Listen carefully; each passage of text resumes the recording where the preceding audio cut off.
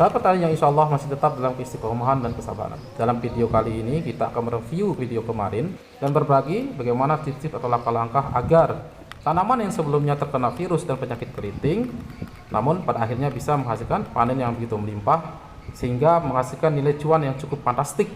Mungkin sahabat petani sekalian bertanya-tanya, bagaimana bisa demikian?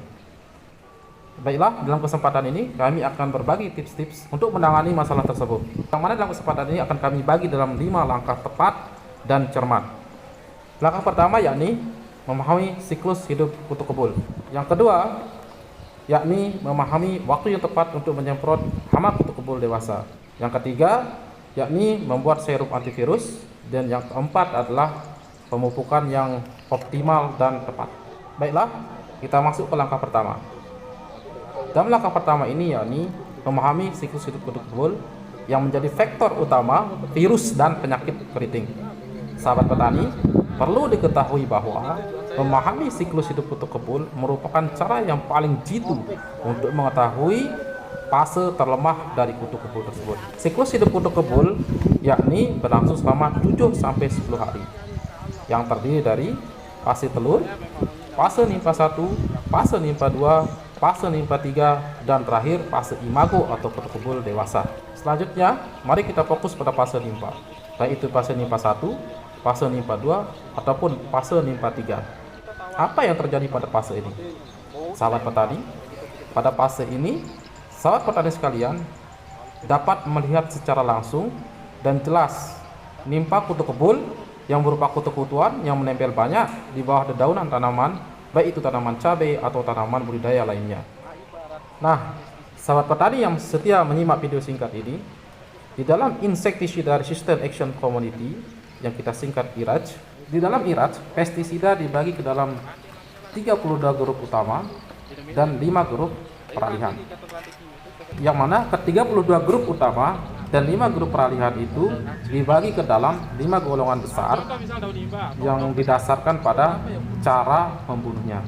Yang pertama, mengganggu saraf dan otot. Yang kedua, mengganggu pertumbuhan serangga. Yang ketiga, mengganggu pernapasan.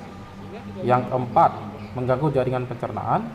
Dan yang kelima, tidak spesifik atau belum jelas sasarannya. Namun, di sini kita tidak perlu jauh membahas tentang hal tersebut. Di sini mari kita fokus pada teknik memutus siklus hidup kutu kebul. Lalu, bahan aktif apakah yang tepat kita gunakan berdasarkan pedoman Insecticide Resistant Action Community atau IRAC.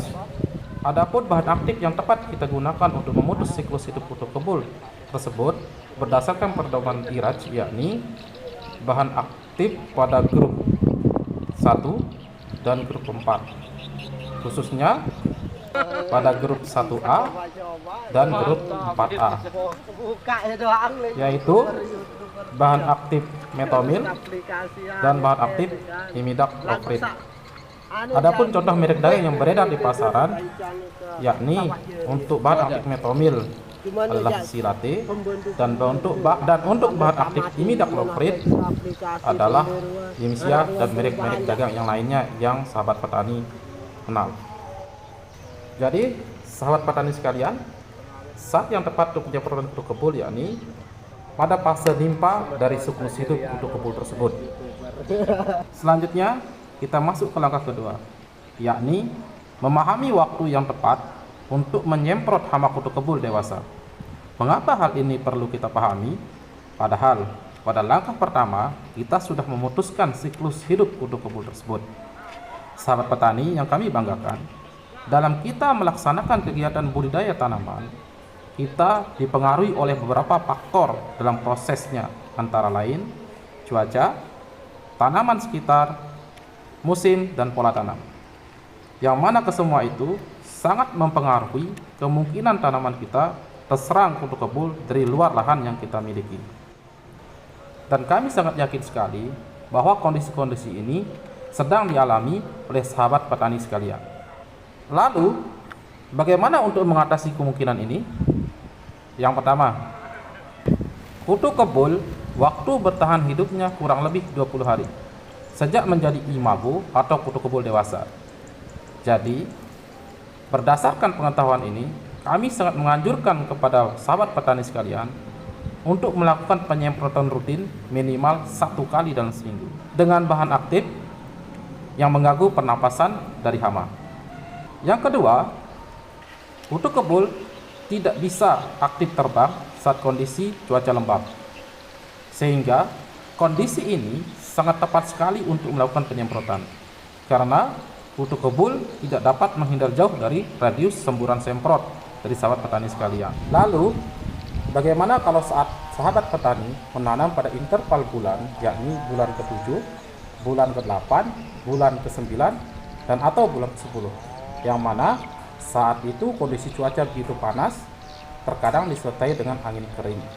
Maka kami sangat menganjurkan kepada sahabat petani sekalian untuk membuat kondisi lahan seperti kondisi cuaca lembab, yakni dengan melakukan penyiraman lahan rutin minimal 2 kali dalam seminggu.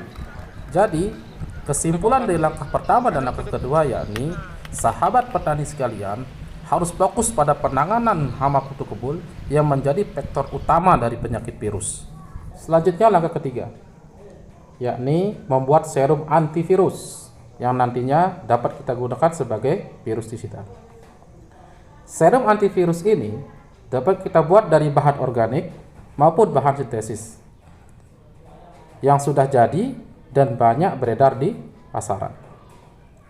Sahabat petani yang budiman, jadi apakah bahan-bahan tersebut?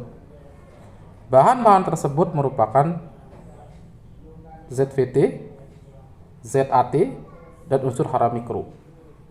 Kemudian, bahan-bahan tersebut kita formulasikan menjadi satu yang pada akhirnya akan menghasilkan serum yang dapat digunakan sebagai antivirus. Sahabat petani sekalian, pada prinsipnya virus merupakan susunan dari beberapa blok asam amino yang membentuk protein negatif atau kami sebut dengan antiprotein yang menyumbat pada jaringan sel tanaman baik silam maupun phloem dari ujung akar sampai ujung daun termuda, yang pada akhirnya akan terlihat oleh sahabat petani, yakni berupa penyakit keriting dan mengalami perubahan warna atau klorosis pada tanaman yang kita budidaya. Mengapa hal ini kami bahas?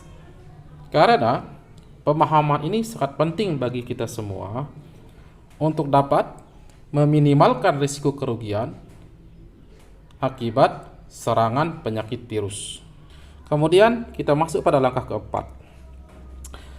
Pada langkah keempat ini, yakni kita berbicara tentang pemupukan. Pemupukan yang optimal dan tepat merupakan kunci utama dari keberhasilan dari budidaya tanaman. Berbicara mengenai pemupukan yang optimal dan tepat, tidak lepas dari yang pertama yakni dosis, yang kedua adalah unsur hara dari pupuk itu sendiri, yang ketiga adalah metode kita dalam melakukan pemupukan.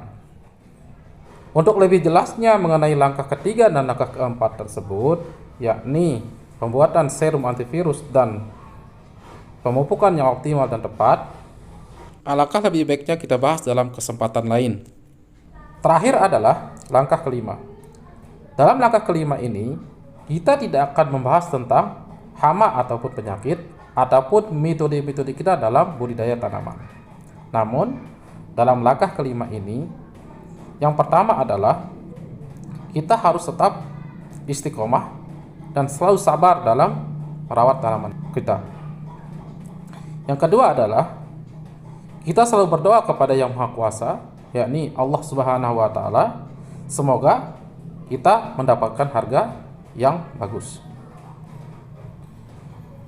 Demikianlah penjelasan singkat kami. Semoga apa yang kami sampaikan ini bermanfaat, dan salam petani Indonesia.